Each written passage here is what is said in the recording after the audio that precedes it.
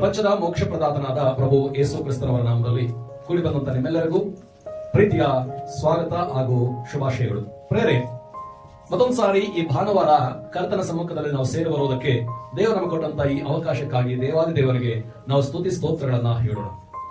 ಇವತ್ತಿನ ದೇವರ ವಾಕ್ಯದ ಮುಖ್ಯಾಂಶ ಸ್ಟೆಫನನ ಜೀವಿತದ ಮಾದರಿ. ಸ್ಟೆಫನನ ಜೀವಿತದ ಮಾದರಿ, the model life of Stephen. The model life of Stephen. ಪ್ರೀತಿಯ ದೇವಜನರೇ, ಮಾದರಿ ಅಂತಂದ್ರೆ ಒಂದು ಆದರ್ಶ, ಒಂದು ಅನುಕರಣೀಯ ಅಥವಾ ಹಿಂಬಾಲಿಸಲಿಕ್ಕೆ ಅನುಸರಿಸಲಿಕ್ಕೆ ಯೋಗ್ಯವಾದಂತದನ್ನೇ ನಾವು ಮಾದರಿ ಎಂಬುದಾಗಿ ಹೇಳುತ್ತೇವೆ. ಇಂಗ್ಲಿಷ್ ಅಲ್ಲಿ ಅದನ್ನ ಎಕ್ಸಾಂಪಲರಿ ಅಂತಾರೆ. ಅಂದ್ರೆ ಇದು ಅನುಕರಣೆಗೆ ಯೋಗ್ಯವಾದಂತದ್ದು, ಎಕ್ಸಾಂಪಲ್ ಉಳಿಸುವಂತದ್ದು, ಇನ್ನೊಂದು ಲೆಜೆಂಡರಿ ಎಂಬುದಾಗಿ ಕೂಡ ಕರೀತಾರೆ.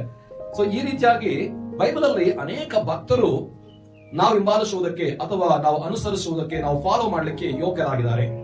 ಅಂತಹ ಭಕ್ತರಲ್ಲಿ ಒಬ್ಬ ಭಕ್ತನೇ ಈ ಸ್ಟೆಫನ ಅನ್ನುವಂಥದ್ದು. ಇಂಗ್ಲಿಷ್ ಅಲ್ಲಿ ಈತನ ಹೆಸರು ಸ್ಟೀಫನ್ ಎಂಬುದಾಗಿ ಕರೀತಾರೆ. ಹಾಗಾದ್ರೆ ಈ ಒಂದು ಸ್ಟೆಫನನ ಕುರಿತು ಇವತ್ತು ನಾವು ಧ್ಯಾನ ಮಾಡಲಿಕ್ಕೆ ಹೋಗ್ತೇವೆ. ಪ್ರಿಯರೇ, ಈ ಭಕ್ತನಾಗಿರತಕ್ಕಂತಹ ಸ್ಟೆಫನನು ನಮಗೆ ಅನೇಕ ವಿಷಯಗಳನ್ನ ಕಲಿಸಿಕೊಡುತ್ತಾನೆ. ಹಾಗಾದ್ರೆ ಬನ್ರಿ, ನಾವು ತಡ ಮಾಡದೆ ಈ ಸ್ಟೆಫನನ ಜೀವಿತದ ಮಾದರಿಯನ್ನ ನಾವು ಕಲಿಯಲಿಕ್ಕೆ ಹೋಗೋಣ. ನಿಮ್ಮ ಬಳಿ ಬೈಬಲ್ ಇರುವುದಾದ್ರೆ ಅಪೊಸ್ತಲರ ಕೃತ್ಯಗಳು 6ನೇ ಅಧ್ಯಾಯ ವಚನ 1ರಿಂದ 8 ಓದೋಣ. ಅಪೊಸ್ತಲರ ಕೃತ್ಯಗಳು 6ನೇ ಅಧ್ಯಾಯ ವಚನ 1ರಿಂದ 8. ಆ ದಿವಸಗಳಲ್ಲಿ ಶಿಷ್ಯರು ಹೆಚ್ಚುತ್ತಾ ಬರಲಾಗಿ ಅವರೊಳಗೆ ಗ್ರೀಕ್ ಭಾಷೆಯವರು ಇಬ್ರಿಯ ಭಾಷೆಯವರ ಮೇಲೆ ದಿನದಿನದ ಉಪಚಾರದಲ್ಲಿ ನಮ್ಮ ವಿಧವೆಯರನ್ನು ಸರಿಯಾಗಿ ಪರಾಮರಿಸುವುದಿಲ್ಲವೆಂದು ಗುಣಗುಟ್ಟಿದರು. ಆಗ 12 ಮಂದಿ ಅಪೊಸ್ತಲರು ಶಿಷ್ಯ ಮಂಡಳಿಯವರನ್ನು ಕೂಡಿಸಿ, ನಾವು ದೇವರ ವಾಕ್ಯೋಪದೇಶವನ್ನು ಬಿಟ್ಟು ಉಪಚಾರ ಮಾಡುತ್ತಿರುವುದು ತಕ್ಕದ್ದಲ್ಲವಲ್ಲ. ಆದ್ದರಿಂದ ಸಹೋದರರೇ, ಸಂಭಾವಿತರು, ಪವಿತ್ರಾತ್ಮ ಭರಿತರು, ಜ್ಞಾನ ಸಂಪನ್ನರು ಆಗಿರುವ 7 ಮಂದಿಯನ್ನು ನಿಮ್ಮೊಳಗಿಂದ ನೋಡಿ ಆರಿಸಿಕೊಳ್ಳಿರಿ. ಅವರನ್ನು ಈ ಕೆಲಸದ ಮೇಲೆ ನೇಮಿಸುವೆವು. ನಾವಾದರೂ ಪ್ರಾರ್ಥನೆಯನ್ನು, ವಾಕ್ಯೋಪದೇಶವನ್ನು ಮಾಡುವುದರಲ್ಲಿ ನಿರತರಾಗಿರುವೆವು ಎಂದು ಹೇಳಿದರು. ಈ ಮಾತು ಸರ್ವ ಮಂಡಳಿಗೆ ಒಳ್ಳೆಯದೆಂದು ತೋಚಿತು. ಅವರು ಪವಿತ್ರಾತ್ಮ ಭರಿತನೂ ನಂಬಿಕೆಯಿಂದ ತುಂಬಿದವನೂ ಆದ ಸ್ಟೆಫನನನ್ನು, ಫಿಲಿಪ್ಪ, ಪ್ರಕೋರ, ನಿಕನೋರ, ತಿಮೋನ, ಫರ್ಮೇನ, ಯಹೂದ್ಯ ಮತಾವಲಂಬಿಯಾದ ಅಂತಿಯೋಕ್ಯದ ನಿಕಾಲಾಯ ಎಂಬವರನ್ನು ಆರಿಸಿಕೊಂಡು ಅಪೊಸ್ತಲರ ಮುಂದೆ ನಿಲ್ಲಿಸಿದರು. ಅಪೊಸ್ತಲರು ಪ್ರಾರ್ಥನೆ ಮಾಡಿ ಅವರ ಮೇಲೆ ಕೈಗಳನ್ನಿಟ್ಟು ನೇಮಿಸಿದರು ಮತ್ತು ದೇವರ ವಾಕ್ಯವು ಪ್ರಬಲವಾಯಿತು. ಶಿಷ್ಯರ ಸಂಖ್ಯೆಯು ಯೆರೂಸಲೇಮಿನಲ್ಲಿ ಬಹಳವಾಗಿ ಹೆಚ್ಚುತ್ತಾ ಬಂತು. ಯಾಜಕರಲ್ಲಿಯೂ ಬಹುಜನರು ಕ್ರಿಸ್ತ ನಂಬಿಕೆಗೆ ಒಳಗಾಗುತ್ತಾ ಇದ್ದರು.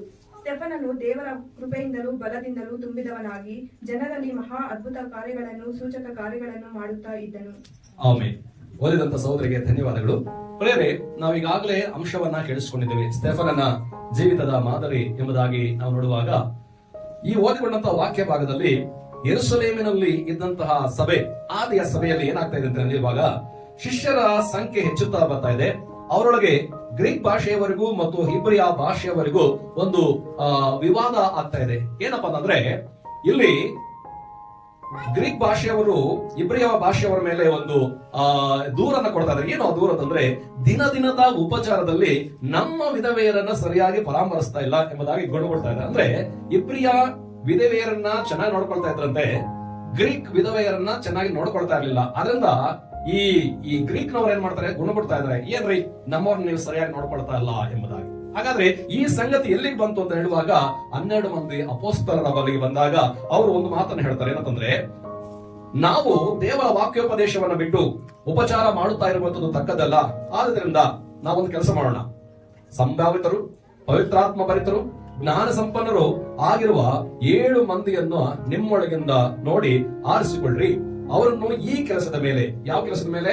ದಿನದ ಉಪಚಾರ ಮಾಡುವಂಥದ್ದು. ಅಂದ್ರೆ ಸಭೆಯಲ್ಲಿರ್ತಕ್ಕಂತಹ ಜನರಿಗೆ ಉಪಚಾರ ಮಾಡತಕ್ಕಂಥದ್ದು ಅಥವಾ ಅವರಿಗೆ ಸೇವೆ ಮಾಡುವಂತಹ ಕೆಲಸಕ್ಕೆ ಈ 7 ಜನರನ್ನ ನೀವು ಆಯ್ಕೆ ಮಾಡಿಕೊಂಡು ಅವರನ್ನ ನೇಮಕ ಮಾಡ್ರಿ ಎಂಬುದಾಗಿ ಅವರು ಈ ಸಲಹೆಯನ್ನ ಕೊಡ್ತಾ ಇದ್ದಾರೆ. ನೀವು ಈ ತರ ಮಾಡ್ರಿ. ನಾವೇನ್ ಮಾಡ್ತೀವಿ ಅಂದ್ರೆ, 12 ಜನ ಅಪೊಸ್ತಲರು ನಾವೇನ್ ಮಾಡ್ತೀವಿ, ನಾವಾದರೂ ಪ್ರಾರ್ಥನೆಯನ್ನು, ವಾಕ್ಯೋಪದೇಶವನ್ನು ಮಾಡುವುದರಲ್ಲಿ ನಿರತರಾಗಿರಬೇಕು. ಗಮನಿಸ್ರಿ, ಈ 7 ಜನ ಸಂಭಾವಿತರು, ಜ್ಞಾನ ಸಂಪನ್ನರು, ಪವಿತ್ರಾತ್ಮ ಭರಿತರು, ಇವರು ಸಭೆ ಒಳಗಡೆ ಇದ್ದುಕೊಂಡು ಸೇವೆ ಮಾಡ್ಲಿ. ನಾವೇನ್ ಮಾಡ್ತೇವೆ? ವಾಕ್ಯೋಪದೇಶವನ್ನ ಮಾಡ್ತೇವೆ, ಪ್ರಾರ್ಥನೆಯನ್ನ ಮಾಡ್ತೇವೆ ಎಂಬುದಾಗಿ ಹೇಳ್ತಾರೆ. ಈ ಮಾತು ಕೂಡಿ ಬಂದಿದ್ದಂತಹ ಎಲ್ಲ ಸಭಾ ಮಂಡಳಿಯವರಿಗೂ ಒಳ್ಳೆಯದೆಂದು ತೋಚಿದಾಗ ಅವ್ರು ಏನ್ ಮಾಡ್ತಾರೆ ಅಂದ್ರೆ, ಈ 7 ಜನರನ್ನ ಆಯ್ಕೆ ಮಾಡಿಕೊಳ್ತಾ ಇದ್ದಾರೆ. ಏನಕ್ಕೆ? ಸಭೆಯ ಒಳಗಡೆ ಕೆಲಸ ಮಾಡ್ಲಿಕ್ಕೆ.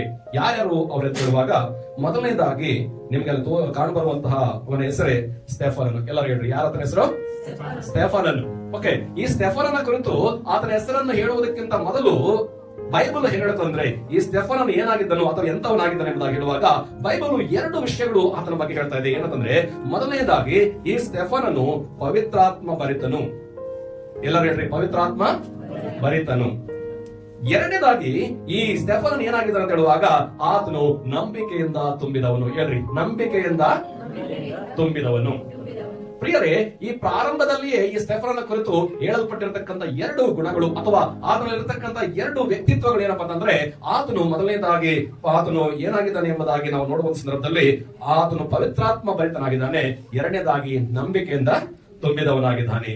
ಸರಿ, ಈಗ ನಾವು ಈ ಸ್ಟೆಫನನ ಕುರಿತು ಸ್ವಲ್ಪ ಕಾಲ ಧ್ಯಾನ ಮಾಡುವುದಾದ್ರೆ ಪ್ರೇರೆ, ಈ ವಾಕ್ಯ ಭಾಗದಲ್ಲಿ ಈ ಸ್ಟೆಫನನ ಕುರಿತು 4 ಅಂಶಗಳು ಅಥವಾ ಆತನ ಜೀವಿತದಲ್ಲಿ ಅಥವಾ ಆತನ ನಡತೆಯಲ್ಲಿ 4 ವಿಷಯಗಳು ಬೈಬಲ್ ನಮಗೆ ಹೇಳುತ್ತದೆ. ಅದನ್ನ ಒಂದೊಂದಾಗಿ ಈಗ ನಾವು ಧ್ಯಾನ ಮಾಡ್ತಾ ಹೋಗೋಣ. ಮೊದಲನೇದಾಗಿ ಈ ಸ್ಟೆಫನನು ಪವಿತ್ರಾತ್ಮ ಭರಿತನಾಗಿದ್ದನು. ಯಾರಾದ್ರೂ ಬರ್ಕೊಳ್ಳುವಂತವರಿದ್ರೆ ನೀವು ನೋಟ್ಸ್ ಆಗಿ ಬರೆದುಕೊಳ್ಬೇಕೆಂಬುದಾಗಿ ಕೇಳ್ಕೊಳ್ತಾನೆ. ಸ್ಟೆಫನನ ಜೀವಿತದಿಂದ ನಾವು ಕಲಿತಕ್ಕಂತಹ ಮಾದರಿ ಏನೆಂಬುದಾಗಿ ನಾವು ನೋಡುವಾಗ ಮೊದಲನೇದಾಗಿ ಈ ಸ್ಟೆಫನನು ಆತನು ಪವಿತ್ರಾತ್ಮ ಭರಿತನಾಗಿದ್ದನು ಎಂಬುದಾಗಿ. ಪ್ರಿಯರೇ, ಪವಿತ್ರಾತ್ಮನು ಎಂಬುದಾಗಿ ಹೇಳುವಾಗ ದೇವರ ಮೂರನೆಯ ವ್ಯಕ್ತಿತ್ವವೇ ಪವಿತ್ರಾತ್ಮ. ನಿಮಗೆ ಗೊತ್ತಿರುವಂತಹ ವಿಷಯವೇ, ದೇವರು ತಂದೆಯಾಗಿದ್ದಾನೆ, ದೇವರು ಮಗನಾಗಿದ್ದಾನೆ ಅಂದ್ರೆ ಯೇಸು ಕ್ರಿಸ್ತನಾಗಿದ್ದಾನೆ, ಮತ್ತು ದೇವರು ಏನಾಗಿದ್ದಾನೆ ಅಂತಂದ್ರೆ ಪವಿತ್ರಾತ್ಮನಾಗಿದ್ದಾನೆ. ಹೀಗೆ ತಂದೆಯಾದ ದೇವರು, ಮಗನಾದಂತ ಯೇಸು ಕ್ರಿಸ್ತನು ಮತ್ತೆ ಪವಿತ್ರಾತ್ಮನು. ಈಗ ಈ ತಂದೆಯು ಏನ್ ಮಾಡಿದಾರೆ ಅಂತ ಹೇಳುವಾಗ ಇಡೀ ಸೃಷ್ಟಿಯನ್ನೆಲ್ಲ ಮಾಡಿದ್ದಾರೆ. ಮಗನು ಯೇಸು ಕ್ರಿಸ್ತನು ಏನ್ ಮಾಡಿದಾರೆ ಅಂತಂದ್ರೆ ಮನುಷ್ಯರ ಪಾಪಗಳನ್ನ ಅವರನ್ನ ಬಿಡಿಸುವುದಕ್ಕೋಸ್ಕರ, ಮನುಷ್ಯನನ್ನ ರಕ್ಷಿಸುವುದಕ್ಕೋಸ್ಕರ ಪರಲೋಕದಿಂದ ಭೂಲೋಕಕ್ಕೆ ಬಂದು ಶಿಲುಬೆ ಮೇಲೆ ಅವರು ರಕ್ತ ಸುರಿಸಿ ಸಮಾಧಿ ಮಾಡಲ್ಪಟ್ಟು 3ನೇ ದಿನದಲ್ಲಿ ಅವರು ಏನ್ ಮಾಡಿದ್ದಾರೆ, ಎದ್ದು ಬಂದಿದ್ದಾರೆ. ಈಗ ಪರಲೋಕಕ್ಕೆ ಏರಿ ಹೋಗಿ ಯೇಸು ಕ್ರಿಸ್ತರು ಏನ್ ಮಾಡಿದಾರೆ ಅಂದ್ರೆ ತಂದೆಯ ಬಲಗಡೆಯಲ್ಲಿ ಅವರು ಏನ್ ಮಾಡಿದ್ದಾರೆ, ಕೂತ್ಕೊಂಡಿದ್ದಾರೆ. ಇನ್ನು ಯೇಸು ಕ್ರಿಸ್ತರು ಭೂಲೋಕದಲ್ಲಿ ಇದ್ದಾಗಲೇ ಅವರೊಂದು ವಾಗ್ದಾನ ಮಾಡಿದ್ರು ಈ ಪವಿತ್ರಾತ್ಮನ ಬಗ್ಗೆ. ಯೋಹಾನನ ಸುವಾರ್ತೆ 14ನೇ ಅಧ್ಯಾಯ 26ನೇ ವಚನದಲ್ಲಿ ಆ ಮಾತು ಬರೆಯಲ್ಪಟ್ಟಿದೆ. ಯೋಹಾನನ ಸುವಾರ್ತೆ 14ನೇ ಅಧ್ಯಾಯ 26ನೇ ವಚನದಲ್ಲಿ ಯೇಸು ಕ್ರಿಸ್ತರು ಒಂದು ವಾಗ್ದಾನವನ್ನ ತನ್ನ ಶಿಷ್ಯರಿಗೆ ಮಾಡಿ ಹೋಗಿದ್ರು. ಆ ಮಾತನ್ನ ನಾವೀಗ ಓದ್ಕೊಳ್ಳೋಣ. ಯೋಹಾನ 14:26. ಆದರೆ ಆ ಸಹಾಯಕನು ಅಂದರೆ ನನ್ನ ಹೆಸರಿನಲ್ಲಿ ತಂದೆಯು ಕಳುಹಿಸಿಕೊಡುವ ಪವಿತ್ರಾತ್ಮನೇ ನಿಮಗೆ ಎಲ್ಲವನ್ನು ಉಪದೇಶಿಸಿ ನಾನು ನಿಮಗೆ ಹೇಳಿದ್ದನ್ನೆಲ್ಲ ನಿಮ್ಮ ನೆನಪಿಗೆ ತರುವನು. ಈ ಮಾತು ಯೇಸು ಕ್ರಿಸ್ತರು ಈ ಭೂಲೋಕದಲ್ಲಿ ಇನ್ನು ಜೀವಂತವಾಗಿ ಶರೀರಧಾರಿಯಾಗಿ ಇದ್ದಾಗ ಆತನ ಶಿಷ್ಯರಿಗೆ ಹೇಳಿರುವಂತದ್ದು. ಏನಂತಂದ್ರೆ, ನಾನು ಕಳಿಸಿಕೊಡ್ತಕ್ಕಂತಹ ಆತ್ಮನು ಅಂದ್ರೆ ಪವಿತ್ರಾತ್ಮನು ನಿಮ್ಮನ್ನ ಎಲ್ಲಾ ವಿಷಯಗಳಲ್ಲಿ ಕೂಡ ಸತ್ಯಕ್ಕೆ ನಡೆಸ್ಕೊಂಡು ಹೋಗ್ತಾನೆ ಎಂಬುದಾಗಿ ಆತನು ಮೊದಲೇ ಹೇಳಿದನು. ಆ ಹೇಳಿದಂತಹ ಆ ವಾಗ್ದಾನ ಯೇಸು ಕ್ರಿಸ್ತರು ಸತ್ತು ಸಮಾಧಿಯಿಂದ 3ನೇ ದಿನದಲ್ಲಿ ಎದ್ದು ಬಂದ ಮೇಲೆ 40 ದಿನಗಳ ಕಾಲ ಈ ಭೂಲೋಕದಲ್ಲಿ ಇರ್ತಾರೆ. ಅದಾದ್ಮೇಲೆ ಏನ್ ಮಾಡ್ತಾರೆ ಅಂದ್ರೆ ಅವರು ಪರಲೋಕಕ್ಕೆ ಏರಿ ಹೋಗ್ತಾರೆ. ಏರಿ ಹೋಗುವಂತ ಸಂದರ್ಭದಲ್ಲಿ ಅವ್ರು ಹೇಳ್ತಾರೆ, ಈಗ ಪವಿತ್ರಾತ್ಮ ನಿಮ್ಮ ಮೇಲೆ ಬರ್ತೈತೆ, ನೀವು ಯೆರೂಸಲೇಮಿನಲ್ಲಿ ಕಾದುಕೊಂಡಿರ್ರಿ ಎಂಬುದಾಗಿ. ಆಗ ಏನಾಗುತ್ತದೆ ಅಂತಂದ್ರೆ ಆತನು ಪರಲೋಕಕ್ಕೆ ಏರಿ ಹೋದ ನಂತರ 50ನೇ ದಿನದಲ್ಲಿ ಆ ಪವಿತ್ರಾತ್ಮನು ಈ ಭೂಲೋಕಕ್ಕೆ ಬರ್ತಾರೆ. ಅದರ ಕುರಿತು ನಾವು ಸತ್ಯವೇದ ಬೈಬಲ್ ಅಲ್ಲಿ ನೋಡ್ಕೊಳ್ಳೋಣ. ಇದೆ ಅಪೊಸ್ತಲರ ಕೃತ್ಯಗಳು 2ನೇ ಅಧ್ಯಾಯ ವಚನ 1-4. ಅಪೊಸ್ತಲರ ಕೃತ್ಯಗಳು 2ನೇ ಅಧ್ಯಾಯ ವಚನ 1-4. ಪಂಚಶತಮ ದಿನದ ಹಬ್ಬವು ಬಂದಿರಲಾಗಿ ಅವರೆಲ್ಲರೂ ಏಕ ಮನಸ್ಸಿನಿಂದ ಒಂದೇ ಸ್ಥಳದಲ್ಲಿ ಕೂಡಿದ್ದರು. ಆಗ ಬಿರುಗಾಳಿ ಬೀಸುತ್ತದೋ ಎಂಬಂತೆ ಪಕ್ಕನೆ ಆಕಾಶದೊಳಗಿಂದ ಒಂದು ಶಬ್ದ ಉಂಟಾಗಿ ಅವರು ಕೂತಿದ್ದ ಮನೆಯನ್ನೆಲ್ಲ ತುಂಬಿಕೊಂಡಿತ್ತು. ಅದಲ್ಲದೆ ಉರಿಯಂತಿದ್ದ ನಾಲಿಗೆಗಳು ವಿಂಗಡಿಸಿಕೊಳ್ಳುವ ಹಾಗೆ ಅವರಿಗೆ ಕಾಣಿಸಿ ಅವರಲ್ಲಿ ಒಬ್ಬೊಬ್ಬರ ಮೇಲೆ ಒಂದೊಂದಾಗಿ ಕೂತುಕೊಂಡವು. ಆಗ ಅವರೆಲ್ಲರೂ ಪವಿತ್ರಾತ್ಮ ಭರಿತರಾಗಿ ಆ ಆತ್ಮ ತಮಗೆ ನುಡಿಯುವ ಶಕ್ತಿಯನ್ನು ಕೊಡುವ ಪ್ರಕಾರ ಬೇರೆ ಬೇರೆ ಭಾಷೆಗಳಿಂದ ಮಾತಾಡುವುದಕ್ಕೆ ಪ್ರಾರಂಭಿಸಿದರು. ಆಮೆನ್. ನೋಡಿದ್ರ ಪ್ರೇರೆ, ಯೋಹಾನ ಸುವಾರ್ತೆ 14:26 ಯೇಸು ಕ್ರಿಸ್ತರು ಮಾಡಿದಂತಹ ವಾಗ್ದಾನ ಅಪೊಸ್ತಲರ ಕೃತ್ಯಗಳು 2ನೇ ಅಧ್ಯಾಯಕ್ಕೆ ಬಂದ ಸಂದರ್ಭದಲ್ಲಿ ಅಲ್ಲೇ ಏನಾಗ್ತಾ ಇದೆ ಅಂದ್ರೆ ನೆರವೇರ್ತಾ ಇದೆ. ಪಂಚಾಶತ್ತಮದ ದಿನದ ಹಬ್ಬದಲ್ಲಿ ಇವರೆಲ್ಲರೂ ಕೂಡ ಒಂದು ಸ್ಥಳದಲ್ಲಿ ಕೂಡಿ ಬಂದಿರುವಾಗ ಅಲ್ಲಿ ಅವರ ಮೇಲೆ ಒಂದು ಬಿರುಗಾಳಿ ಬೀಸುತ್ತದೋ ಎಂಬಂತೆ ಒಂದು ಬೆಂಕಿಯ ಕೆನ್ನಾಲಿಗಳಂತೆ ಅವರ ಮೇಲೆ ಬಂದು ಈ ಆತ್ಮ ಆವರಿಸಿಕೊಳ್ಳುವಂತದನ್ನ ನಾವು ನೋಡ್ತೇವೆ. ಅದಾದ್ಮೇಲೆ ಅವರಿಗೆ ತಮ್ಮ ಶಕ್ತಿಯ ಪ್ರಕಾರವಾಗಿ ನುಡಿಯುವಂತಹ ಶಕ್ತಿಯನ್ನ ಬೇರೆ ಬೇರೆ ಭಾಷೆಗಳಿಂದ ಮಾತಾಡುವುದಕ್ಕೆ ಅವರನ್ನ ಈ ಪವಿತ್ರಾತ್ಮನ ಏನ್ ಮಾಡ್ತಾರೆ ಅಂದ್ರೆ ಸಿದ್ಧ ಮಾಡ್ತಾ ಇದ್ದಾನೆ. ಹಾಗಾದ್ರೆ ಪ್ರಿಯರೇ, ಈ ಪವಿತ್ರಾತ್ಮನ ಯಾರು ಎಂಬುದಾಗಿ ಹೇಳುವಾಗ ದೇವರ ತ್ರಯಕತ್ವದಲ್ಲಿ ಒಬ್ಬನಾಗಿರುವಂತೆ ನಾವು ನೋಡ್ತೇವೆ. ಇನ್ನು ಆ ಪವಿತ್ರಾತ್ಮನಿಂದ ಸ್ಟೆಫನನ್ ಏನಾಗಿದ್ದಾನೆ, ತುಂಬಿಸಲ್ಪಟ್ಟವನಾಗಿದ್ದಾನೆ. ಪ್ರೀತಿಯ ದೇವಜನರೇ, ಇವತ್ತು ಕರ್ತನಾದ ಯೇಸು ಕ್ರಿಸ್ತ ಮೇಲೆ ನಂಬಿಕೆ ಇಟ್ಟು ಪಾಪ ಕ್ಷಮಾಪಣೆಗೋಸ್ಕರ ದೀಕ್ಷಾ ಸ್ನಾನವನ್ನು ತೆಗೆದುಕೊಂಡಿರತಕ್ಕಂತ ಪ್ರತಿಯೊಬ್ಬ ವಿಶ್ವಾಸಿಯಲ್ಲಿಯೂ, ದೇವರ ಮಗನು ದೇವರ ಮಗಳಲ್ಲಿಯೂ ಕೂಡ ಈ ಪವಿತ್ರಾತ್ಮನು ನಮ್ಮಲ್ಲಿ ಬರುವಂತವನಾಗಿದ್ದಾನೆ. ಆದ್ರಿಂದ ಪವಿತ್ರಾತ್ಮನು ಆಗಾಗ ನಮ್ಮ ಹತ್ರ ಬಂದು ನಮ್ಮನ್ನ ಪರಲೋಕಕ್ಕೆ ಹೇರಿ ಹೋಗುವಂತವನಲ್ಲ. ಆಗ ಅಂದ್ರೆ ಪಂಚಾಶತ್ತಮದ ಹಬ್ಬದ ದಿನದಲ್ಲಿ ಬಂದಿರತಕ್ಕಂತ ಪವಿತ್ರಾತ್ಮನು ಇದುವರೆಗೂ ಕೂಡ ಇನ್ನು ಭೂಲೋಕದಲ್ಲಿ ಇದ್ದಾರೆ. ಗಮನಿಸ್ರಿ, ಯೇಸು ಕ್ರಿಸ್ತರು ಬಂದ್ರು 33 ವರ್ಷಗಳ ಕಾಲ ಈ ಭೂಲೋಕದಲ್ಲಿ ಮನುಷ್ಯನಾಗಿ ಜೀವಿಸಿ ನಂತರ ಅವ್ರೇನ್ ಮಾಡಿದ್ರು, ಪರಲೋಕಕ್ಕೆ ಹೇರಿ ಹೋಗ್ಬಿಟ್ರು. ಆದ್ರೆ ದೇವರಾತ್ಮನು ಅಥವಾ ಪವಿತ್ರಾತ್ಮನು ಬಂದು ಈಗ ಭೂಲೋಕದಲ್ಲಿ ಇದ್ದಾರೆ, ಅವರಿನ್ನು ಪರಲೋಕಕ್ಕೆ ಹೋಗಿಲ್ಲ. ಈಗ ಪ್ರತಿಯೊಬ್ಬ ವಿಶ್ವಾಸಿಯಲ್ಲಿಯೂ ಕೂಡ ಯಾರಿದ್ದಾರೆ ಹೇಳ್ಬೇಕು, ಪವಿತ್ರಾತ್ಮನು ಇದ್ದಾರೆ. ಹಾಗಾದ್ರೆ ನಾವೇನ್ ಮಾಡ್ಬೇಕು, ಈ ಸ್ಟೆಫನನಂತೆ ಪವಿತ್ರಾತ್ಮನಿಂದ ತುಂಬಿಸಲ್ಪಟ್ಟವರಾಗಿರಬೇಕು. ನಾವು ದೇವರಾತ್ಮನಿಂದ ತುಂಬಿಸಲ್ಪಟ್ಟಾಗ ಏನಾಗ್ತೇವೆ ಅಂತ ಹೇಳುವಾಗ ನಾವು ದೇವರಿಗೆ ಅಥವಾ ಕ್ರಿಸ್ತನಿಗೆ ನಾವು ಸಾಕ್ಷಿಗಳಾಗಿರ್ತೇವೆ. ಯಾವ ವಾಕ್ಯವನ್ನು ನಾವು ಓದಿಕೊಳ್ಳೋಣ? ಅಪೊಸ್ತಲರ ಕೃತ್ಯಗಳ ಪುಸ್ತಕ 1ನೇ ಅಧ್ಯಾಯ 8ನೇ ವಚನ. ಯೇಸು ಕ್ರಿಸ್ತರು ಹೇಳಿರುವಂತಹ ಮಾತು. ಅಪೊಸ್ತಲರ ಕೃತ್ಯಗಳು 1:8. ಆದರೆ ಪವಿತ್ರಾತ್ಮ ನಿಮ್ಮ ಮೇಲೆ ಬರಲು ನೀವು ಬಲವನ್ನು ಹೊಂದಿ ಯೆರೂಸಲೇಮಿನಲ್ಲಿಯೂ ಎಲ್ಲಾ ಯೂದಾಯ ಸಮಾರ್ಯ ಸೀಮೆಗಳಲ್ಲಿಯೂ ಭೂಲೋಕದ ಕಟ್ಟ ಕಡೆಯವರೆಗೂ ನನಗೆ ಸಾಕ್ಷಿಗಳಾಗಿರಬೇಕು ಅಂದನು. ಪ್ರಿಯರೇ ಗಮನಿಸ್ರಿ, ಪವಿತ್ರಾತ್ಮ ಒಬ್ಬ ಮನುಷ್ಯನ ಒಳಗಡೆ ಬಂದಾಗ ಅವ್ರು ಏನಾಗಿರ್ತಾರೆ ಅಂತಂದ್ರೆ, ಮೊದಲನೇದಾಗಿ ಅವರು ಸಾಕ್ಷಿಗಳಾಗಿರ್ತಾರೆ. ಎಲ್ಲರೂ ಹೇಳ್ರಿ, ಸಾಕ್ಷಿಗಳಾಗಿರ್ತಾರೆ. ತುಂಬಾ ಜನ ಏನ್ ಅನ್ಕೊಳ್ತಾರೆ ಅಂದ್ರೆ, ಅಪಾರ್ಥ ಮಾಡ್ಕೊಂಡು ಪವಿತ್ರಾತ್ಮ ನಮ್ಮ ಮೇಲೆ ಬಂದಾಗ ನಾವೇನೋ ಕಿರ್ಚಾಡ್ತೇವೆ, ಕೂಗಾಡ್ತೇವೆ, ಜಗಿತೇವೆ ಅನ್ಕೊಳ್ತಾರೆ. ಕೆಲವು ಚರ್ಚ್ಗಳಲ್ಲಿ ಅದನ್ನ ಮಾಡ್ತಾರೆ, ವಿಶೇಷವಾಗಿ ಪೆಂಟೆಕೋಸ್ಟ್ ಚರ್ಚ್ಗಳಲ್ಲಿ ಅದನ್ನ ಮಾಡ್ತಾರೆ. ಅವ್ರೇನಂತಂದ್ರೆ ಒಂದು ಭಾವೋದ್ವೇಗಕ್ಕೆ ಒಳಗಾಗ್ಬಿಡ್ತಾರೆ.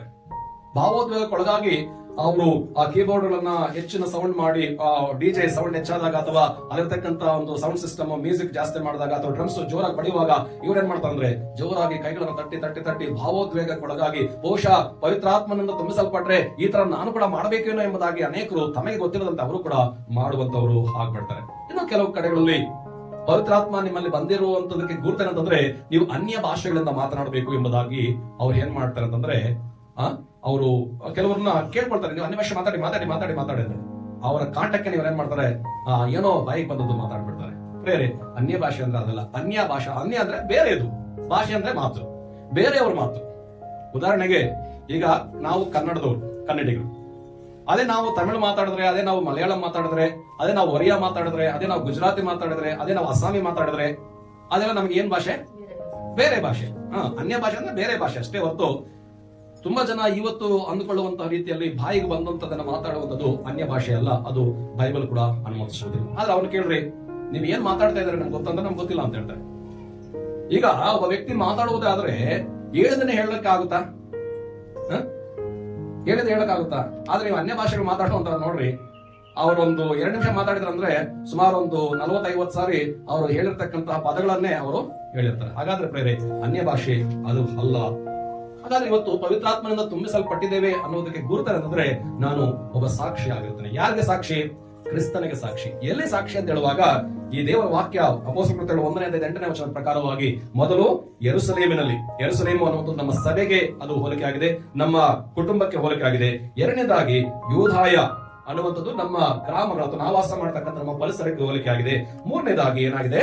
ಸಮಾರ್ಯ ಅಂದ್ರೆ ನಮ್ಮ ಗ್ರಾಮವನ್ನ ಬಿಟ್ಟು ಹೊರಗಡೆ ನಮ್ಮ ತಾಲೂಕು, ನಮ್ಮ ಜಿಲ್ಲೆ, ನಮ್ಮ ದೇಶವಾಗಿದೆ. ಮತ್ತೆ ಭೂಲೋಕದ ಕಟ್ಟ ಕಡೆ ಅಂದ್ರೆ ನಮ್ಮ ದೇಶದಿಂದ ಹೊರಗಡೆ ಕೂಡ ಹೋಗಿ ನಾವು ಈ ಕ್ರಿಸ್ತನು ನನ್ನ ಪಾಪವನ್ನು ಕ್ಷಮಿಸಿದ್ದಾನೆ, ನಾನು ಅಪರಾಧದಲ್ಲಿದ್ದೆ, ಕತ್ತಲೆಯಲ್ಲಿದ್ದೆ, ನನ್ನನ್ನ ಸ್ವಾಮಿ ಬಿಡಿಸಿದನು ಎಂಬುದಾಗಿ ಹೇಳುವಂತದ್ದೇ ಏನಾಗಿದೆ ಅಂತಂದ್ರೆ ಸಾಕ್ಷಿ. ಬೈಬಲ್ ಅಲ್ಲಿ ನೀವು ನೋಡುವಾಗ ಎಲ್ಲಿ ಕೂಡ ಅಪೊಸ್ತಲರು ಅಥವಾ ದೇವರ ಮಕ್ಕಳು ಸಾಕ್ಷಿ ಹೇಳುವಾಗ ಇವತ್ತಿನ ಸಾಕ್ಷಿಗಳಂತೆ, ನಮ್ಮ ಮನೆಯಲ್ಲಿ ಸಿಲಿಂಡರ್ ಆಗಿಬಿಡ್ತು, ದೇವರೇ ಏನ್ ಮಾಡೋದು ಅಂತ ನಾನು ಪ್ರಾರ್ಥನೆ ಮಾಡಿದೆ, ತಕ್ಷಣವೇ ಸಿಲಿಂಡರ್ ಬಂತು. ನಮ್ಮ ಹತ್ರ ದುಡ್ಡೇ ಇರಲಿಲ್ಲ, ದೇವರೇ ಏನ್ ಮಾಡೋದು ಅಂತ ಪ್ರಾರ್ಥನೆ ಮಾಡಿದೆ, ಯಾರೋ ನಮ್ಮ ಬ್ಯಾಂಕಿಗೆ ದುಡ್ಡು ಹಾಕ್ಬಿಟ್ರು. ಅದಲ್ಲ ಸಾಕ್ಷಿ. ಸಾಕ್ಷಿ ಅಂತಂದ್ರೆ, ನಾನೊಬ್ಬ ಪಾಪಿ ಆಗಿದ್ದೆ, ಯೇಸು ಸ್ವಾಮಿ ನನ್ನ ಪಾಪಗಳನ್ನು ಕ್ಷಮಿಸುವುದಕ್ಕೋಸ್ಕರ ಪರಲೋಕದಿಂದ ಭೂಲೋಕಕ್ಕೆ ಬಂದಿದ್ದ, ನನಗಾಗಿ ರಕ್ತ ಸಲ್ಲಿಸಿ ಸತ್ತು ಸಮಾಧಿ ಮಾಡಲ್ಪಟ್ಟಿದೆ ಎಂಬುದಾಗಿ ಹೇಳುವಂಥದ್ದು. ಮತ್ತು ಈ ಸುವಾರ್ತೆಯನ್ನ ಇತರರಿಗೆ ಸಾರ್ಥ, ಆ ಸುವಾರ್ತೆಯಲ್ಲಿ ಸಾಧ್ಯವಾದ ನಮ್ಮ ಪ್ರಾಣವನ್ನೂ ಕೊಡುವಂಥದ್ದು. ಈಗ ಸಹೋದರಿ ಹೇಳಿದಂತೆ ರಕ್ತ ಸಾಕ್ಷಿ ಆಗಿರುವಂತದ್ದೇ ಏನಾಗುತ್ತೆ ಅಂದ್ರೆ ಸಾಕ್ಷಿ ಆಗುತ್ತೆ. ಅದು ಬಿಟ್ಟು ಬೇರೆ ಇನ್ನೇನು ಕೂಡ ಸಾಕ್ಷಿ ಆಗಿರುವುದಿಲ್ಲ. ಹಾಗಾದ್ರೆ ಈ ಸ್ಟೆಫನನ ಜೀವಿತದ ಮಾದರಿಯನ್ನು ನಾವು ನೋಡುವಾಗ, ಮೊದಲನೇದಾಗಿ ಸ್ಟೆಫನನು ಎಂತಹ ಗುಣವುಳ್ಳವನಾಗಿದ್ದನು? ಪವಿತ್ರಾತ್ಮ ಭರಿತನಾಗಿದ್ದನು. ಪ್ರಿಯರೇ, ಈ ಮಾತುಗಳನ್ನು ಕೇಳಿಸಿಕೊಳ್ತಾ ಇರ್ತಕ್ಕಂಥವ್ರು ನಾವುಗಳು ಕೂಡ ಪವಿತ್ರಾತ್ಮ ಭರಿತರು ಆಗಿರಬೇಕು. ಇಲ್ಲಿ ನಿಮಗೆ ಇನ್ನೊಂದು ವಿಷಯವನ್ನು ಹೇಳ್ತಾನೆ. ಪವಿತ್ರಾತ್ಮ ಎಂತಹ ಹೃದಯಗಳಲ್ಲಿ, ಎಂತಹ ಶರೀರಗಳಲ್ಲಿ ವಾಸ ಮಾಡ್ತಂದ್ರೆ, ಪವಿತ್ರವಾಗಿರ್ತಕ್ಕಂಥ ಹೃದಯಗಳಲ್ಲಿ, ಪವಿತ್ರವಾಗಿರ್ತಕ್ಕಂಥ ಶರೀರಗಳಲ್ಲಿಯೇ ವಾಸ ಮಾಡ್ತಾನೆ. ಅಲ್ವೇ? ಹಾಗಾದ್ರೆ ಪವಿತ್ರಾತ್ಮನ ಇವತ್ತು ನಮ್ಮಲ್ಲಿ ವಾಸ ಮಾಡಬೇಕಾದ್ರೆ ನಮ್ಮ ದೇಹವನ್ನ, ನಮ್ಮ ಬಾಯಿಯನ್ನ ನಾವೇನ್ ಮಾಡ್ಬೇಕು? ಶುದ್ಧವಾಗಿ, ಪವಿತ್ರವಾಗಿ ಇಟ್ಕೊಳ್ಬೇಕು. ಬೇರೆ ಪವಿತ್ರತೆ ಇರುವಲ್ಲಿಯೇ ಪವಿತ್ರಾತ್ಮನು ಕೂಡ ಇರುತ್ತಾನೆ. ಅದರಿಂದ ನಾವು ನಮ್ಮ ಪವಿತ್ರತೆಯನ್ನ ಕಾಪಾಡಿಕೊಳ್ಳಬೇಕು. ಇದು ಮೊದಲನೇದು. ಎರಡನೇದು ನಾವು ನೋಡುವಾಗ ಸ್ಟೆಫನನು ನಂಬಿಕೆಯಿಂದ ತುಂಬಿದವನಾಗಿದ್ದನು. ಎಲ್ಲರೂ ಹೇಳ್ರಿ, ನಂಬಿಕೆಯಿಂದ ತುಂಬಿದವನು. ಸ್ಟೆಫನನು ನಂಬಿಕೆಯಿಂದ ತುಂಬಿದವನಾಗಿದ್ದಂತೆ. ನಂಬಿಕೆ ಅಂದ್ರೆ ಏನ್ ಗೊತ್ತಾ? ಇಬ್ರಿಯರಿಗೆ ಬರೆದ ಪತ್ರಿಕೆ 11ನೇ ಅಧ್ಯಾಯ ವಚನ 1-3. ಇಬ್ರಿಯರಿಗೆ ಬರೆದ ಪತ್ರಿಕೆ 11ನೇ ಅಧ್ಯಾಯ ವಚನ 1-3. ನಂಬಿಕೆಯೋ ನಾವು ನಿರೀಕ್ಷಿಸುವವುಗಳ ವಿಷಯವಾಗಿ ಭರವಸದಿಂದಿರುವುದು, ಕಣ್ಣಿಗೆ ಕಾಣದವುಗಳನ್ನು ನಿಜವೆಂದು ತಿಳುಕೊಳ್ಳುವುದು ಆಗಿದೆ. ಸಾಕು ಪ್ರೇರ, ಗಮನಿಸ್ರಿ, ಇಲ್ಲಿ ದೇವರ ವಾಕ್ಯ ಹೇಳ್ತದೆ, ನಂಬಿಕೆನಾ ನಾವು ನಾವು ನಿರೀಕ್ಷಿಸುವವುಗಳ ವಿಷಯವಾಗಿ ಭರವಸೆದಿಂದಿರುವುದು, ಯಾವುದು ನಮ್ಮ ಕಣ್ಣಿಗೆ ಕಾಣಿಸೋದಿಲ್ಲವೋ ಅದನ್ನ ನಿಜವೆಂದು ತಿಳುಕೊಳ್ಳುವುದು ಆಗಿದೆ ಎಂಬುದಾಗಿ ದೇವರ ವಾಕ್ಯ ಹೇಳ್ತದೆ. ಅದಾದ ನಂತರ 2ನೇ ವಚನದಲ್ಲಿ ನಮ್ಮ ಪೂರ್ವಿಕರು ನಂಬಿಕೆಯುಳ್ಳವರಾಗಿದ್ದರಿಂದಲೇ ಒಳ್ಳೆಯ ಹೆಸರನ್ನು ಹೊಂದಿದರು, ಲೋಕಗಳು ದೇವರ ಮಾತಿನಿಂದ ನಿರ್ಮಿತವಾದವೆಂದು ನಂಬಿಕೆಯಿಂದ ನಾವು ತಿಳ್ಕೊಂಡು ಕಾಣಿಸುವ ಈ ಜಗತ್ತು ದೃಶ್ಯ ವಸ್ತುಗಳಿಂದ ಉಂಟಾಗಲಿಲ್ಲವೆಂದು ಗ್ರಹಿಸುತ್ತೇವೆ ಎಂಬುದಾಗಿ ದೇವರ ವಾಕ್ಯ ಹೇಳ್ತದೆ. ಹಾಗಾದ್ರೆ ಪ್ರೀತಿಯ ದೇವಜನರೇ, ನಂಬಿಕೆ ಅಂದ್ರೆ ತುಂಬಾ ಸಿಂಪಲ್ ಆಗಿ ಹೇಳ್ಬೇಕಾದ್ರೆ ನಾವೇನಕ್ಕೋ ಕಾಯ್ತಾ ಇರ್ತೇವೆ, ಅದು ಆಗುತ್ತೆ ಅಂತ ತಿಳ್ಕೊಳ್ಳುವಂತದ್ದೇ ನಂಬಿಕೆ. ನಮ್ಮ ಕಣ್ಣಿಗೆ ಕಾಣದೇ ಇರುವಂತದ್ದು ನಿಜ ಎಂಬುದಾಗಿ ತಿಳ್ಕೊಂಡು ಒಪ್ಪಿಕೊಳ್ಳುವಂತದ್ದು ಏನಾಗಿದೆ? ನಂಬಿಕೆ ಆಗಿದೆ. ಪರಲೋಕ, ದೇವರು, ದೇವದೂತರು, ಸೈತಾನನು, ನರಕ, ಇದನ್ನ ನಾನು ನೋಡಿಲ್ಲ, ನೀವು ನೋಡಿಲ್ಲ. ಹಾಗಾದ್ರೂ ಕೂಡ ಏನ್ ಮಾಡ್ತೇವೆ? ಇದು ಇದಾವೆ ಎಂಬುದಾಗಿ ನಾವು ನಂಬುತ್ತೇವೆ, ಇದು ಇದಾವೆ ಎಂಬುದಾಗಿ ಒಪ್ಪಿಕೊಳ್ತೇವೆ. ಅದೇ ಏನಾಗಿದೆ ಅಂದ್ರೆ ನಂಬಿಕೆ ಆಗಿದೆ. ಹಾಗಾದ್ರೆ ಇವತ್ತು ಈ ಸ್ಟೆಫನನ ಜೀವಿತವನ್ನು ನೋಡುವಾಗ ಸ್ಟೆಫನನ್ ಏನಾಗಿದ್ದನು? ನಂಬಿಕೆಯಿಂದ ತುಂಬಿದವನು ಆಗಿದ್ದನು. ಇಲ್ಲಿರತಕ್ಕಂತ ಈ ಮಾತುಗಳನ್ನು ಕೇಳಿಸಿಕೊಳ್ತಾ ಇರ್ತಕ್ಕಂಥ ದೇವರ ಮಗನೇ, ದೇವರ ಮಗಳೇ, ನೀನು ನಂಬಿಕೆಯಿಂದ ತುಂಬಿರಬೇಕು. ಅದು ದೇವರು ಬಯಸುವುದು. ಈ ನಂಬಿಕೆ ಎಷ್ಟು ಮುಖ್ಯ ಅಂತಂದ್ರೆ ಇದು ದೇವರನ್ನ ಮೆಚ್ಚಿಸುವುದಕ್ಕೆ ಅತಿ ಅವಶ್ಯಕವಾಗಿ ಬೇಕಾಗಿರುವಂತದ್ದು. ನೋಡ್ರಿ ವಾಕ್ಯ, ಇಬ್ರಿಯರಿಗೆ ಬರೆದ ಪತ್ರಿಕೆ 11ನೇ ಅಧ್ಯಾಯದ 6ನೇ ವಚನ. ನಂಬಿಕೆ ಇಲ್ಲದೆ ಹೋದ್ರೆ ನಾವ್ ಏನ್ ಮಾಡಕ್ ಆಗಲ್ಲ ಅಂತ ವಾಕ್ಯ ಹೇಳ್ತಾ ಇದೆ. ಆದರೆ ನಂಬಿಕೆ ಇಲ್ಲದೆ ದೇವರನ್ನು ಮೆಚ್ಚಿಸುವುದು ಅಸಾಧ್ಯ. ನಂಬಿಕೆ ಇಲ್ಲದೆ ದೇವರನ್ನು ಮೆಚ್ಚಿಸುವುದು ಅಸಾಧ್ಯ. ದೇವರ ಬಳಿಗೆ ಬರುವವನು ದೇವರು ಇದ್ದಾನೆ ಮತ್ತು ತನ್ನನ್ನು ಹುಡುಕುವವರಿಗೆ ಪ್ರತಿಫಲವನ್ನು ಕೊಡುತ್ತಾನೆ ಎಂದು ನಂಬುವುದು ಅವಶ್ಯ. ಗಮನಿಸಿ, ನಂಬಿಕೆ ಯಾವುದಕ್ಕೆ ಬೇಕು? ನಮ್ಗೆ ಯಾಕೆ ಬೇಕು ಅಂತ ಹೇಳುವಾಗ ದೇವರನ್ನು ಮೆಚ್ಚಿಸುವುದಕ್ಕೆ ಬೇಕಂತ ನಂಬಿಕೆ. ವಾಕ್ಯ ಹೇಳ್ತದೆ, ದೇವರ ಬಳಿಗೆ ಬರುವಂತವನು ದೇವರಿದ್ದಾನೆ ಮತ್ತು ತನ್ನನ್ನು ಹುಡುಕುವಂತವರಿಗೆ ಆತನ ಏನ್ ಕೊಡ್ತಾನೆ? ಪ್ರತಿಫಲವನ್ನು ಕೊಡ್ತಾನೆ. ಇದು ಈ ರೀತಿಯಾಗಿ ನಂಬುವುದು ಅವಶ್ಯ. ಹಾಗಾದ್ರೆ ಪ್ರಿಯರೇ, ಇವತ್ತು ವಿಶ್ವಾಸಿಗಳಾಗಿರ್ತಕ್ಕಂಥ, ಸೇವಕರಾಗಿರ್ತಕ್ಕಂಥ, ದೇವರ ಮಕ್ಕಳಾಗಿರ್ತಕ್ಕಂತಹ ನಮ್ಮಲ್ಲಿ ಏನಿರಬೇಕು? ಈ ನಂಬಿಕೆ ಇರಬೇಕು. ನಂಬಿಕೆ ಇಲ್ಲದೆ ಹೋದ್ರೆ ನಾವು ಏನನ್ನು ಕೂಡ ಸಾಧಿಸಲಿಕ್ಕೆ ಸಾಧ್ಯ ಆಗುವುದಿಲ್ಲ. ನಮ್ಮ ಕ್ರೈಸ್ತ ಜೀವಿತದ ಪುನಾದಿ ಅಥವಾ ಅಡಿಪಾಯವೇ ಏನಂತಂದ್ರೆ ನಂಬಿಕೆ. ನಮ್ಮ ವಿಶ್ವಾಸ ಜೀವಿತದ ಬಂಡವಾಳವೇ ನಂಬಿಕೆ. ಆದ ಕಾರಣ ಈ ನಂಬಿಕೆ ನಮ್ಮಲ್ಲಿ ಅತಿ ಪ್ರಾಮುಖ್ಯವಾಗಬೇಕು. ಸ್ಟೆಫನನ್ ಏನಾಗಿದ್ದನು? ನಂಬಿಕೆಯಿಂದ ತುಂಬಿದವನಾಗಿದ್ದನು. ಹಾಗಾದ್ರೆ ಇವತ್ತು ನಾನು ಕೂಡ ಏನ್ ಮಾಡ್ಬೇಕು? ನಾನು ನಂಬಿಕೆಯನ್ನ ಇಟ್ಟಂತವನಾಗಿರ್ಬೇಕು. ಇವತ್ತು ನಾವು ಅನೇಕ ಸಾರಿ ಮನುಷ್ಯರನ್ನ ನಂಬಿ ಮೋಸ ಹೋಗಿರ್ತೇವೆ, ಮನುಷ್ಯರನ್ನ ನಂಬಿ ನಾವು ಕೆಟ್ಟು ಹೋಗಿರ್ತೇವೆ, ಮನುಷ್ಯರನ್ನ ನಂಬಿ ನಾವು ಹಾಳಾಗಿರ್ತೇವೆ, ಮನುಷ್ಯರನ್ನ ನಂಬಿ ನಾವು ಸಾಲ ಮಾಡಿಕೊಂಡು ನಾವು ಪಾಪರಾಗಿರ್ತೇವೆ. ಆದ್ರೆ ಜೀವ ಸ್ವರೂಪನಾದಂತಹ ದೇವರನ್ನ ನಂಬಿ, ಆತನ ಮಾತುಗಳನ್ನ ನಂಬಿ ಕೆಟ್ಟಿರ್ತಕ್ಕಂಥವರು ಪ್ರಪಂಚದಲ್ಲಿ ಯಾರು ಕೂಡ ಇಲ್ಲ. ಆದ ಕಾರಣ ಪ್ರೀತಿ ದೇವಜನರೇ, ಇವತ್ತು ದೇವರ ವಾಕ್ಯ ಹೇಳ್ತಕ್ಕಂದ್ರೆ ನಾವು ಮನುಷ್ಯರ ಮೇಲೆ ಭರವಸೆ ಅಥವಾ ನಂಬಿಕೆ ಇಡುವುದಕ್ಕಿಂತಲೂ ಯೆಹೋವನನ್ನು ಆಶ್ರಯಿಸಿಕೊಳ್ಳುವುದು ಒಳ್ಳೆಯದು. ಪ್ರಭುಗಳ ಮೇಲೆ ಭರವಸೆ ಇಡುವುದಕ್ಕಿಂತಲೂ ಯೆಹೋವನನ್ನು ಆಶ್ರಯಿಸಿಕೊಳ್ಳುವುದು ಒಳ್ಳೆಯದು ಎಂಬುದಾಗಿ ದೇವರ ವಾಕ್ಯ ಹೇಳುತ್ತದೆ. ಈ ಒಂದು ಸ್ಟೆಫನನು ನಂಬಿಕೆಯಿಂದ ತುಂಬಿದವನಾಗಿದ್ದನು. ಪ್ರಿಯ ಸಹೋದರನೇ, ಸಹೋದರಿ, ಇವತ್ತು ನಿನ್ನ ಜೀವಿತ ಹೇಗಿದೆ? ನೀನು ಕೂಡ ನಂಬಿಕೆಯಿಂದ ತುಂಬಿದವನಾಗಿದೆಯಾ ಅಥವಾ ಅಪನಂಬಿಕೆಯಿಂದ ಇದೆಯಾ ಅಥವಾ ಎರಡು ಮನಸ್ಸುಳ್ಳವನಾಗಿದೆಯಾ? ಪೂರ್ಣವಾದಂತಹ ನಂಬಿಕೆಗೆ, ಪೂರ್ಣವಾದಂತಹ ವಿಶ್ವಾಸಕ್ಕೆ ನೀನು ಬರಬೇಕು ಎಂಬುದಾಗಿ ನಾನು ನಿಮ್ಮಲ್ಲಿ ಕೇಳ್ಕೊಳ್ತೇನೆ. ಓಕೆ, ಇದುವರೆಗೂ 2 ವಿಷಯಗಳನ್ನು ನಾವು ಕೇಳಿಸಿಕೊಂಡಿದ್ದೇವೆ ಸ್ಟೆಫನನ ಬಗ್ಗೆ. ಈಗ 3ನೇ ಅಂಶಕ್ಕೆ ನಾವು ಹೋಗೋಣ. 3ನೇ ಅಂಶ, ಸ್ಟೆಫನನು ದೇವರ ಕೃಪೆಯಿಂದ ತುಂಬಿದವನಾಗಿದ್ದಂತೆ. ಅಪೊಸ್ತಲರ ಕೃತ್ಯಗಳು 6ನೇ ಅಧ್ಯಾಯದ 8ನೇ ವಚನದಲ್ಲಿ ನೀವು ಪ್ರಾರಂಭದಲ್ಲಿ ಓದುವಂತ ಸಂದರ್ಭದಲ್ಲಿ ಅಲ್ಲಿ ದೇವರ ವಾಕ್ಯ ಹೀಗೆ ಹೇಳುತ್ತದೆ. ಈ ಸ್ಟೆಫನನು ಹೇಗಿದ್ದಾನೆ ಎಂಬುದಾಗಿ ಹೇಳುವಾಗ, ಸ್ಟೆಫನನು ದೇವರ ಕೃಪೆಯಿಂದಲೂ ಎಂಬುದಾಗಿ ಹೇಳಲ್ಪಟ್ಟಿದೆ. ಸ್ಟೆಫನನು ಏನನ್ನು ತುಂಬಿಸಲ್ಪಟ್ಟವನಾಗಿದ್ದನೋ? ದೇವರ ಕೃಪೆಯಿಂದ. ಇಲ್ಲಿ ಕೃಪೆ ಎಂಬುದಾಗಿ ಹೇಳುವಾಗ ಅದು ದೇವರಿಂದ ಉಚಿತವಾಗಿ ನಮಗೆ ಬರ್ತಕ್ಕಂತಹ ಬಳುವಳಿ. ಇಂಗ್ಲಿಷ್ ಅಲ್ಲಿ ಗ್ರೇಸ್ ಎಂಬುದಾಗಿ ಕರೀತಾರೆ ಕೃಪೆಯನ್ನ. ಕೃಪೆ ಅಂದ್ರೆ ಗ್ರೇಸ್. ಈ grace is unmeritable favour from God ಎಂಬುದಾಗಿ. ಅಂದ್ರೆ ದೇವರು ನಾವು ಅದಕ್ಕೆ ಅರ್ಹತೆ ಅಲ್ಲದೇ ಇದ್ರೂ ಕೂಡ ನಮ್ಗೆ ಉಚಿತವಾಗಿ ಕೊಡತಕ್ಕಂತ ಆತನ ಅನುಗ್ರಹವೇ ಏನಾಗಿದೆ? ಕೃಪೆಯಾಗಿದೆ. ಹಾಗಾದ್ರೆ ಅಂತಹ ದೇವರ ಕೃಪೆಯಿಂದ ಈ ಭಕ್ತನಾದಂತಹ ಸ್ಟೆಫನನು ಏನಾಗಿದ್ದನು? ಆತನು ತುಂಬಿದವನು ಆಗಿದ್ದನು. ಪ್ರೀತಿಯ ದೇವಚಂದ್ರ, ಇವತ್ತು ನಮಗೂ ಕೂಡ ದೇವರು ತನ್ನ ಕೃಪೆಯನ್ನ ಕೊಡುವಂತವನಾಗಿದ್ದಾನೆ. ಅಪೊಸ್ತಲನಾದ ಪೌಲನು, ದೇವರೇ ನನ್ನಲ್ಲಿ ಒಂದು ಬಲಹೀನತೆ ಇದೆ, ಈ ಬಲಹೀನತೆಯನ್ನು ನನ್ನಿಂದ ತೆಗೆದುಹಾಕು ಎಂಬುದಾಗಿ ಆತನು 3 ಸಲ ದೇವರ ಹತ್ರ ಪ್ರಾರ್ಥನೆ ಮಾಡುವಾಗ ದೇವರು ಆತನಿಗೆ ಹೇಳ್ತಾನೆ 2 ಕೊರಿಂಥ 12:9 ನನ್ನ ಕೃಪೆಯ ನಿನಗೆ ಸಾಕು, ನಿನ್ನ ಬಲಹೀನತೆಯಲ್ಲಿ ಬಲವು ಪೂರ್ಣ ಸಾಧಕವಾಗುತ್ತದೆ ಎಂಬುದಾಗಿ. ಹಾಗಾದ್ರೆ ಪ್ರೀತಿಯ ದೇವಚಂದ್ರೆ, ದೇವರು ಯಾರಿಗೆ ಕೃಪೆ ಕೊಡ್ತಾನೆ ಅಂತ ಹೇಳುವಾಗ ದೀನರಿಗೆ ಕೃಪೆಯನ್ನ ಕೊಡ್ತಾನಂತೆ. ಒಂದು ವಾಕ್ಯವನ್ನು ನಾವು ಶ್ರದ್ಧೆಯಲ್ಲಿ ಓದ್ಕೊಳ್ಳೋಣ. ಯಾಕೋಬನ ಪತ್ರಿಕೆಗೆ ಬರೋಣ. ಇಬ್ರಿಯರಿಗೆ ಬರೆದ ಪತ್ರಿಕೆ ಆದ್ಮೇಲೆ ಇರುತ್ತೆ. ಯಾಕೋಬನ ಪತ್ರಿಕೆ 4ನೇ ಅಧ್ಯಾಯದಲ್ಲಿ ಅಲ್ಲಿ ದೇವರು ಒಂದು ವಾಕ್ಯ ಹೇಳ್ತಾರೆ. ದೇವರು ಅಹಂಕಾರಿಗಳನ್ನು ಎದುರಿಸ್ತಾನೆ, ದೀನರಿಗಾದರೂ ಆತನು ಕೃಪೆಯನ್ನು ಅನುಗ್ರಹಿಸ್ತಾನೆ. ಯಾಕೋಬನ ಪತ್ರಿಕೆ 4ನೇ ಅಧ್ಯಾಯದ 6ನೇ ವಚನ ದಯವಿಟ್ಟು ಹೋದ್ರಿ. ಆತನು ನಮ್ಮ ಮೇಲೆ ಅತಿಶಯವಾದ ಕೃಪೆಯನ್ನು ಇಡುತ್ತಾನೆ. ಆದುದರಿಂದ ದೇವರು ಅಹಂಕಾರಿಗಳನ್ನು ಎದುರಿಸುತ್ತಾನೆ, ದೀನರಿಗಾದರೂ ಕೃಪೆಯನ್ನ ಅನುಗ್ರಹಿಸುತ್ತಾನೆ. ಪ್ರೇರೆ, ದೇವರು ತನ್ನ ಕೃಪೆಯನ್ನು ಯಾರಿಗೆ ಕೊಡ್ತಾನೆ ಗೊತ್ತಾ? ದೀನರಿಗೆ, ಅಂದ್ರೆ ಸಾತ್ವಿಕರಿಗೆ, ತಗ್ಗಿಸಿಕೊಳ್ಳುವಂತಹ ಮನಸ್ಸಿರುವಂತವರಿಗೆ ಆತನು ಕೃಪೆಯನ್ನ ಕೊಡ್ತಾನೆ. ಇನ್ನೊಬ್ಬರು ಇರ್ತಾರೆ ಅಹಂಕಾರಿಗಳು, ಗರ್ವಿಗಳು, ದುಷ್ಟರು. ಎಷ್ಟು ಹೇಳಿದ್ರು ಕೂಡ ಕೇಳಿಸಿಕೊಳ್ಳದೆ ಅಥವಾ ಅದಕ್ಕೆ ವಿಧೇಯರಾಗದೆ ತಮ್ಮ ಹೃದಯಗಳನ್ನ ಕಠಿಣ ಮಾಡಿಕೊಳ್ತಕ್ಕಂಥವ್ರಿಗೆ ದೇವರು ಹೆಂಗಿರ್ತಾನೆ ಗೊತ್ತಾ? ಅಂತವರನ್ನ ದೇವರು ಎದುರಿಸ್ತಾನಂತೆ. ದೇವರು ಎದುರಿಸಿದ್ರೆ ಆತನ ಮುಂದೆ ನಿಲ್ಲಕ್ಕೆ ಯಾರಿಂದ ಸಾಧ್ಯ ಆಗುತ್ತೆ? ಯಾರಿಂದಲೂ ಕೂಡ ಆಗುವುದಿಲ್ಲ. ಪ್ರೇರೆ, ನೀವು ಪ್ರಕೃತಿಯಲ್ಲಿ ನಡೆಯತಕ್ಕಂತಹ ವಿದ್ಯಮಾನಗಳನ್ನ ನೀವು ನೋಡಿರಬಹುದು. ಒಂದು ಸಾರಿ ಭೂಕಂಪ ಬಂದ್ರೆ ಸಾಕು, ಜನ ಹಂಗೆ ನಡೆಗೆ ಹೋಗ್ತಾರೆ. ಯಾಕೆ? ಯಾರು ಕಲಿಸ್ತಾ ಇದ್ದಾರೆ? ಭೂಮಿನ ದೇವರು ಕಲಿಸ್ತಾ ಇದ್ದಾರೆ. ಒಂದ್ಸಾರಿ ದೇವರು ಸಮುದ್ರಕ್ಕೆ ಅಪ್ಪಣೆ ಕೊಟ್ರೆ ಸಾಕು, ಅದು ಆ ಸಮುದ್ರದ ದಡ ತನಕ ಮಾತ್ರ ಬರ್ಬೇಕು ಅಂತ ನೀರು ಆ ದೇವರು ಆಜ್ಞೆ ಕೊಟ್ಟಿದ್ದಾನೆ. ದೇವರು ಒಂದು ವೇಳೆ ನೀನು ಅಲ್ಲಿಂದ ಮುಂದಕ್ಕೆ ಹೋಗಂತ ಒಂದು ಸಾರಿ ಆಜ್ಞೆ ಕೊಟ್ರೆ ಸಾಕು, ಆ ನೀರುಗಳೆಲ್ಲ ಬಂದಿದೆ ಅಂದ್ರೆ ಇಡೀ ನಗರಗಳು, ಇಡೀ ಪಟ್ಟಣಗಳೆಲ್ಲ ಕೂಡ ನೀರಿನಿಂದ ತುಂಬಿ ಹೋಗುತ್ತದೆ. ಒಂದ್ಸಾರಿ ದೇವರು ಕೋಪ ಮಾಡಿಕೊಂಡು ಭೂಮಿಗೆ ಅಪ್ಪಣೆ ಕೊಟ್ರೆ ಭೂಮಿ ಅಲ್ಲಾಡ್ತಾ ಇದೆ, ಅದನ್ನ ಭೂಕಂಪ ಅಂತ ಕರೀತೇವೆ. ಅದೇ ದೇವರು ಆ ನೀರಿಗೆ ಅಪ್ಪಣೆ ಕೊಟ್ಟಾಗ ನೀರು ಒಂದು ವೇಳೆ ಆ ಸಮುದ್ರದ ಆಚೆ ಬಂತಂದ್ರೆ ಅದನ್ನ ನಾವು ಸುನಾಮಿ ಅಂತ ಕರೀತೇವೆ. ಗಮನಿಸಿ, ದೇವರು ಈ ಪಂಚಭೂತಗಳನ್ನ ಆತನ ಅಧೀನದಲ್ಲಿ ಇಟ್ಕೊಂಡಿದ್ದಾನೆ. ಆಕಾಶ, ಭೂಮಿ, ಗಾಳಿ, ಬೆಂಕಿ, ನೀರು, ಈ 5 ಇವು ದೇವರ ಸೈನ್ಯ. ನಮ್ಮ ಭಾರತ ದೇಶದಲ್ಲಿರ್ತಕ್ಕಂಥ ಮಿಲಿಟರಿ ಅವರು ಮೊನ್ನೆ ಆಪರೇಷನ್ ಸಿಂಧೂರ ಅಂತ ಮಾಡಿ ಪಾಕಿಸ್ತಾನದಲ್ಲಿರ್ತಕ್ಕಂಥ ಇದನ್ನು ಹೋಗಿ ಹೊಡೆದ್ಬಿಟ್ಟು ಬಂದ್ರು. ಇವತ್ತು ರಷ್ಯಾ ಉಕ್ರೇನ್ ಯುದ್ಧ ನಡೀತಾ ಇದೆ. ಆಮೇಲೆ ಬೇರೆ ಬೇರೆ ದೇಶಗಳಲ್ಲಿ ಕೂಡ ಯುದ್ಧ ನಡೀತಾ ಇದೆ. ಇವತ್ತು ಚೀನಾ ಅಣು ಅಸ್ತ್ರಗಳನ್ನು ಇಟ್ಕೊಂಡಿದೆ, ಪಾಕಿಸ್ತಾನದವರು ಕೂಡ ಅಣು ಅಸ್ತ್ರಗಳನ್ನು ಇಟ್ಕೊಂಡಿದ್ದಾರೆ, ಭಾರತ ದೇಶದಲ್ಲಿ ಕೂಡ ಅಣುಗಳಿದ್ದಾವೆ. ಆದ್ರೆ ಇವೆಲ್ಲದಕ್ಕಿಂತಲೂ ಮಿಗಿಲಾಗಿರತಕ್ಕಂತಹ ಒಂದು ಸೈನ್ಯ ದೇವರಿಗಿದೆ. ಏನು ಗೊತ್ತಾ? ನೀರು, ಬೆಂಕಿ, ಗಾಳಿ, ಆಕಾಶ, ಭೂಮಿ ಇವು ದೇವರ ಸೈನ್ಯಗಳು. ಒಂದ್ಸಾರಿ ಅದು ಬಂತಂದ್ರೆ ಯಾರಿಂದಲೂ ಕೂಡ ಅದನ್ನು ತಡೆಯಲಿಕ್ಕೆ ಆಗೋದಿಲ್ಲ. ಆದ ಕಾರಣ ಪ್ರೇರೆ, ದೇವರು ಅಹಂಕಾರಿಗಳನ್ನ ಏನ್ ಮಾಡ್ತಾನೆ? ಎದುರಿಸ್ತಾನೆ ಮತ್ತು ದೀನರಿಗೆ ಕೃಪೆಯನ್ನ ತೋರಿಸ್ತಾನೆ. ನಾವು ದೇವರ ಸಮ್ಮುಖದಲ್ಲಿ ಏನ್ ಮಾಡೋಣ? ದೀನತೆಯಿಂದ ಇರೋಣ. ಈಗ ಸ್ಟೆಫನನ ಜೀವಿತದ 3ನೇ ಅಂಶವನ್ನ ನಾವು ನೋಡಿಕೊಂಡಿದ್ದೇವೆ. ಆತನು ದೇವರ ಕೃಪೆಯಿಂದ ತುಂಬಿದವನಾಗಿದ್ದನು.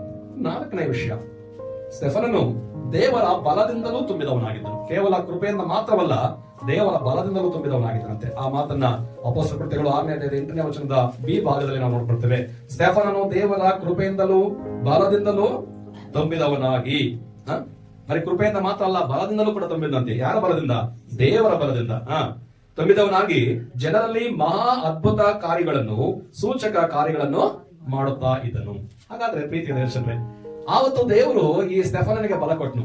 ಎಷ್ಟು ಬಲ ಅಂತಂದ್ರೆ ಆತನು ಯಾರನ್ನು ಕೂಡ ಮುಖದಾಕ್ಷಿಣ ಮಾಡಲಿಲ್ಲ. ಹೋಗಿ ಅಧಿಕಾರಿಗಳ ಮುಂದೆ, ಇಸ್ರಾಯೇಲರ ಮುಂದೆ ಹೋಗಿ ಅದನ್ನು ಧೈರ್ಯವಾಗಿ ಸಾಕ್ಷಿ ಕೊಡ್ತಾ ಹೇಳ್ತಾನೆ. ಪ್ರೇರೆ, ನೀವು ಮುಂದುವರೆದು ಮನೆಗೆ ಹೋದ್ಮೇಲೆ ಈ ಅಪೊಸ್ತಲ ಕೃತ್ಯಗಳು 6ನೇ ಅಧ್ಯಾಯ 7ನೇ ಅಧ್ಯಾಯ ಪೂರ್ತಿಯಾಗಿ ಓದ್ಕೊಂಡ್ರಿ ತುಂಬಾ ವಿಚಾರಗಳನ್ನ ಈ ಸ್ಟೆಫನನ್ನು ಹೇಳ್ತಾರೆ. ಆ ಅಬ್ರಹಾಮನ ಮೊದಲುಗೊಂಡು ಯೇಸು ಕ್ರಿಸ್ತನ ತನಕ ನಡೆದಿರ್ತಕ್ಕಂಥ ಎಲ್ಲ ಸಂಗತಿಗಳನ್ನ ಆತನು ವಿವರಣೆ ಮಾಡ್ಕೊಂಡು ಬರ್ತಾನೆ. ದೇವರು ಯೇಸು ಕ್ರಿಸ್ತನನ್ನ ಮನುಷ್ಯರ ರಕ್ಷಣೆಗೋಸ್ಕರ ಕೊಟ್ರೆ, ಈ ಒಂದು ಇಸ್ರಾಯೇಲ್ರೇ, ಯಹೂದಿಗಳೇ, ನೀವು ಯೇಸು ಕ್ರಿಸ್ತನನ್ನ ಶಿಲುಬೆಗೆ ಹಾಕಿಕೊಂಡ್ರಿ, ಆದ್ರೆ ದೇವರು ಯೇಸು ಕ್ರಿಸ್ತನನ್ನ ಸಮಾಧಿ ಒಳಗಿಂದ ಎಬ್ಬಿಸಿದ್ರೆ ಎಂಬುದಾಗಿ ಸಾಕ್ಷಿಯಾಗಿ ಈ ಸ್ಟೆಫನನ್ನು ಮಾತನಾಡ್ತಾ ಬರ್ತಾನೆ. ಅಷ್ಟು ಬಲ ಕೊಡ್ತಾನೆ.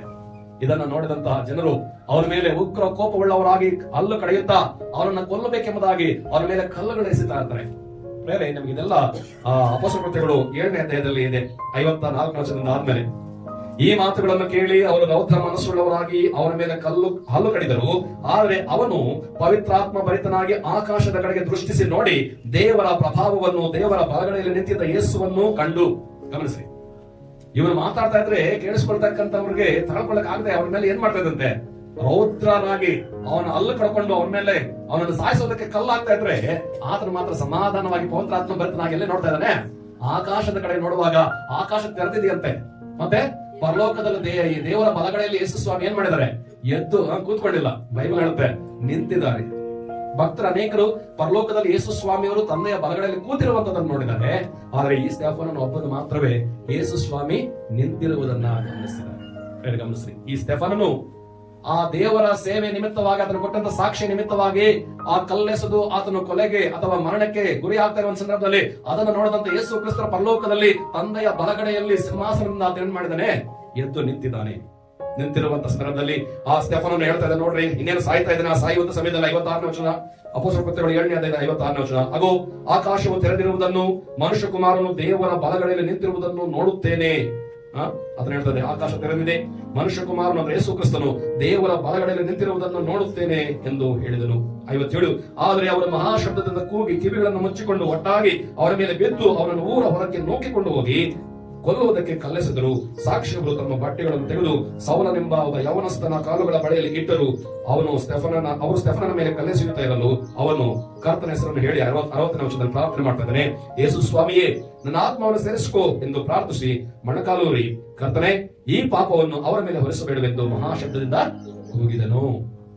ನೋಡಿದ್ರ, ಸ್ಟೆಫನನು ಏನರನ್ನು ತುಂಬಿಸಲ್ಪಟ್ಟನು? ಇಲ್ಲ, ಬಲದಿಂದಲೂ, ದೇವರ ಬಲದಿಂದಲೂ ಆತನು ತುಂಬಿದವನಾಗಿದ್ದನು. ಪ್ರೀತಿ ದೇವಜನರೇ, ಇವತ್ತು ದೇವರ ಮಕ್ಕಳಿಗೆ ದೇವರ ಬಲ ಬೇಕಾಗಿದೆ. ಹಾಗಾದ್ರೆ ಈ ದೇವರ ಬಲ ನಮ್ಗೆ ಎಲ್ಲಿ ಬರುತ್ತಂದ್ರೆ ನಮಗೆ ದೇವರ ವಾಕ್ಯದಲ್ಲಿ ಬರುತ್ತೆ. ದೇವರ ವಾಕ್ಯವನ್ನು ಕೇಳಿಸಿಕೊಳ್ಳುವಾಗ ನಮ್ಮ ನಂಬಿಕೆ ಬಲಗೊಳ್ಳುತ್ತಾ ಬಂದು ಆ ವಾಕ್ಯವೇ ನಮಗೆ ಬಲವಾಗಿ ನಮ್ಮಲ್ಲಿ ಮಾರ್ಪಡುತ್ತದೆ. ಮತ್ತೆ ಅಂತ ಪೌಲನು ಹೇಳ್ತಾನೆ ಫಿಲಿಪ್ಪಿ 4:13, ನನ್ನನ್ನು ಬಲಪಡಿಸುವ ಆತನಲ್ಲಿ ಎದ್ದುಕೊಂಡು ನಾನು ಎಲ್ಲಕ್ಕೂ ಶಕ್ತನಾಗಿದ್ದೇನೆ. ಹಾಗಾದ್ರೆ ಇವತ್ತು ನಮಗೆ ಬಲ ಬೇಕಾದ್ರೆ ನಾವೆಲ್ಲಿರಬೇಕು ಗೊತ್ತಾ? ನಮ್ಮನ್ನು ಬಲಪಡಿಸುವಂತ ಒಬ್ಬರಿದ್ದಾರೆ, ಅವರಲ್ಲಿ ನಾವಿರಬೇಕು. ಇವತ್ತು ನಾವು ಸಮಾಜದಲ್ಲಿ ನೋಡುವ ಸಂದರ್ಭದಲ್ಲಿ ಅನೇಕ ಜನರು ವ್ಯಾಯಾಮ ಮಾಡ್ತಾರೆ, ಕಸರತ್ತು ಮಾಡ್ತಾರೆ, ದೇಹವನ್ನು ದಂಡಿಸ್ತಾರೆ, ಮತ್ತು ಜಿಮ್ಗೆ ಹೋಗ್ತಾರೆ. ಯಾತಕ್ಕಾಗತ್ತಂದ್ರೆ ತಾವು ಫಿಟ್ ಆಗಿರಬೇಕು ಮತ್ತು ತಮ್ಮ ದೇಹದಲ್ಲಿ ಒಳ್ಳೆಯ ಬಲ ಇರಬೇಕು. ಪ್ರೀತಿ ದೇವಚಂದ್ರೆ, ಇದೆಲ್ಲವೂ ಕೂಡ ಶಾರೀರಿಕವಾದಂತಹ ಬಲವನ್ನು ನಮಗೆ ಕೊಡುತ್ತದೇನೋ, ಆದ್ರೆ ಆತ್ಮಿಕವಾದಂತಹ ಬಲ ನಮಗೆ ದೇವರು ಕೊಡುವಂತವರಾಗಿದ್ದಾರೆ. ಕಡೆಯದಾಗಿ ಒಂದು ವಾಕ್ಯವನ್ನು ನಾವು ಓದಿಕೊಂಡು ಮುಗಿಸ್ಲಿಕ್ಕೆ ಹೋಗೋಣ. ಯೆಶಾಯನ ಗ್ರಂಥ 40ನೇ ಅಧ್ಯಾಯ 29ರಿಂದ 31ನೇ ವಚನ. ಎಲ್ಲ ತೆಗೆಯಿರಿ ಬೈಬಲ್. ಯೆಶಾಯ 40ನೇ ಅಧ್ಯಾಯ ವಚನ 29ರಿಂದ 31. ಯೆಶಾಯದು ಹಳೆಯ ಒಡಂಬಡಿಕೆಯಲ್ಲಿರುತ್ತದೆ, ಪೇಜ್ ನಂಬರ್ 777ರಲ್ಲಿ. ಸೋತವನಿಗೆ ತ್ರಾಣವನ್ನು ಅನುಗ್ರಹಿಸಿ. ನೋಡಿ, ದೇವರು ಏನ್ ಮಾಡ್ತಾರೆ ಅಂತಂದ್ರೆ ಸೋತಿರುವಂತವರಿಗೆ ತ್ರಾಣವನ್ನ ಅಂದ್ರೆ ಬಲವನ್ನ ಅನುಗ್ರಹಿಸಿ ನಿರ್ಬಲನಿಗೆ ಬಹು ಬಲವನ್ನು ದಯಪಾಲಿಸುತ್ತಾನೆ. ನಿಮ್ಮ ಬೈಬಲ್ಗಳಲ್ಲಿ ದಯಮಾಡಿ ಇದನ್ನ ಅಂಡರ್ಲೈನ್ ಮಾಡ್ರಿ. ದೇವರು ಏನ್ ಮಾಡ್ತಾನೆ? ನಿರ್ಬಲನಿಗೆ ಅಂದ್ರೆ ಬಲ ಇಲ್ಲದೆ ಇರತಕ್ಕಂಥವ್ರಿಗೆ ಏನ್ ಮಾಡ್ತಾನೆ? ಬಹು ಬಲವನ್ನ ದಯಪಾಲಿಸ್ತಾನೆ. ದೇವರು ನಿರ್ಬಲನಿಗೆ ಬಹುಬಲವನ್ನು ದಯಪಾಲಿಸ್ತಾನೆ. ಆಮೇಲೆ ಯುವಕರು ದಣಿದು ಬಳಲುವರು. ಯುವಕರು ಅಂದ್ರೆ ಯೌವನಸ್ಥರು, ಒಳ್ಳೆಯ ಪ್ರಾಯದಲ್ಲಿರ್ತಕ್ಕಂಥವ್ರು ನಡೆದು ಬಳಲ್ತಾರೆ. ತರುಣರು ಸೊರಗಿ ಮುಗ್ಗರಿಸುವರು. ಯೆಹೋವನನ್ನು ನಿರೀಕ್ಷಿಸುವರು. ಈ ಯುವಕರು ದಣಿದು ಬಳಲಿದರು, ತರುಣರು ಸೊರಗಿ ಮುಗ್ಗರಿಸಿದರು.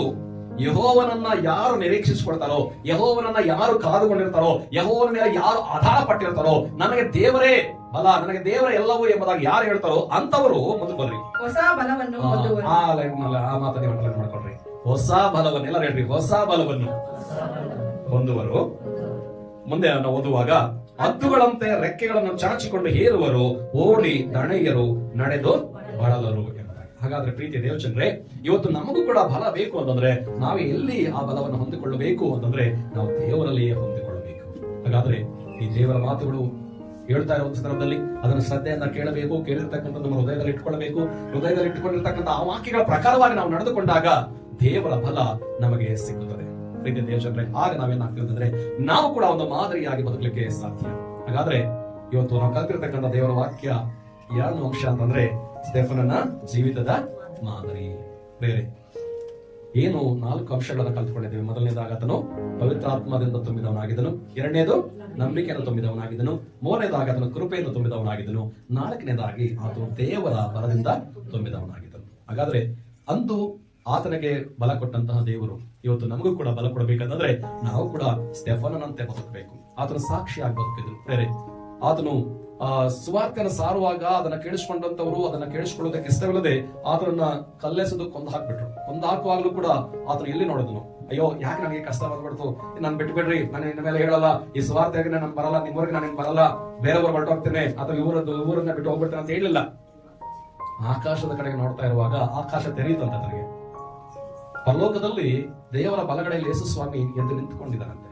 ಬೇರೆ ಇವತ್ತು ನಮ್ಮ ಜೀವಿತ ಕೂಡ ಮುಕ್ತಾಯ ಆಗುವಾಗ ದೇವರು ನಮ್ಮಲ್ಲಿ ಸಂತೋಷ ಪಡಬೇಕು.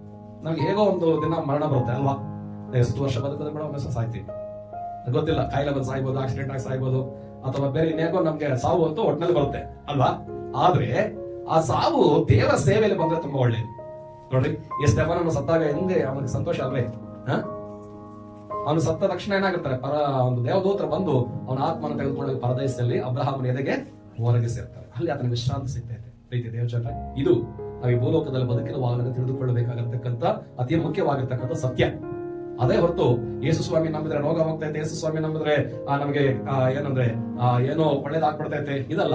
ಯೇಸು ಸ್ವಾಮಿ ನಂಬಿದ್ರೆ ಏನಾಗ್ತದೆ ಅಂದ್ರೆ ನಮ್ಮ ಪಾಪಗಳು ಪರಿಹಾರ ಆಗ್ತೈತೆ. ಅಫ್ಕೋರ್ಸ್ ರೋಗಗಳು ಹೋಗ್ತೈತೆ, ಒಳ್ಳೇದಾಗ್ತೈತೆ, ಆದ್ರೆ ಮುಖ್ಯವಾಗಿ ಪಾಪ ಕ್ಷಮಾಪಣೆಗೋಸ್ಕರವೇ ನಾವು ಯೇಸು ಕ್ರಿಸ್ತರನ್ನ ನಂಬಬೇಕು. ಅದರಿಂದ ಸ್ಟೆಫನನ ಜೀವಿತದ ಮಾದರಿನ ನಾವು ಕಲ್ತ್ಕೊಂಡಿದ್ದೇವೆ. ತುಂಬಾ ಸಂತೋಷ.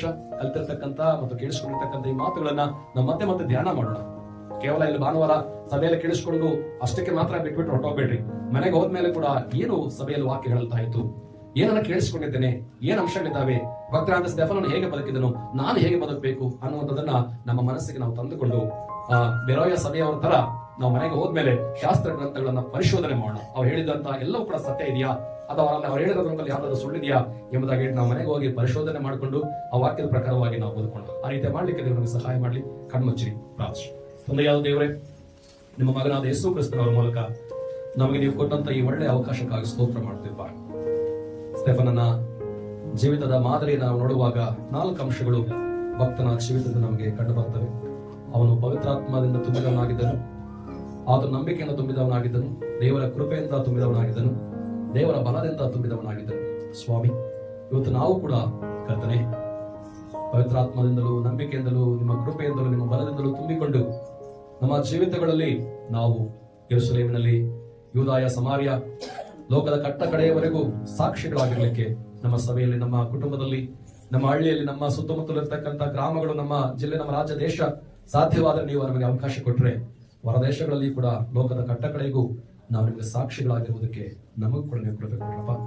ನಮ್ಮ ಜೀವಿತ ಮುಕ್ತಾಯವಾಗುವಾಗ, ನಮ್ಮ ಜೀವಿತದ ಮರಣದಲ್ಲಿ ದೇವರು ಸಂತೋಷ ಪಡಬೇಕು. ಮಗನೇ, ಇನ್ನು ಭೂಲೋಕದಲ್ಲಿ ಪಟ್ಟಂತ ಕಷ್ಟ ಸಾಕು, ಬಂದ್ಬಿಡುವ ಶಾಂತಿಗೆ ಎಂಬುದಾಗಿ ಕರೆಯುವಂತಹ ಒಂದು ಕೃಪೆ ನಮ್ಮೆಲ್ಲರೂ ಕೂಡ ನಾವು ಹೊಂದಿಕೊಳ್ಳಬೇಕಪ್ಪ. ನೀವು ಆ ರೀತಿಯ ಕಾರ್ಯ ಮಾಡು, ಕೃಪೆ ತೋರಿಸು.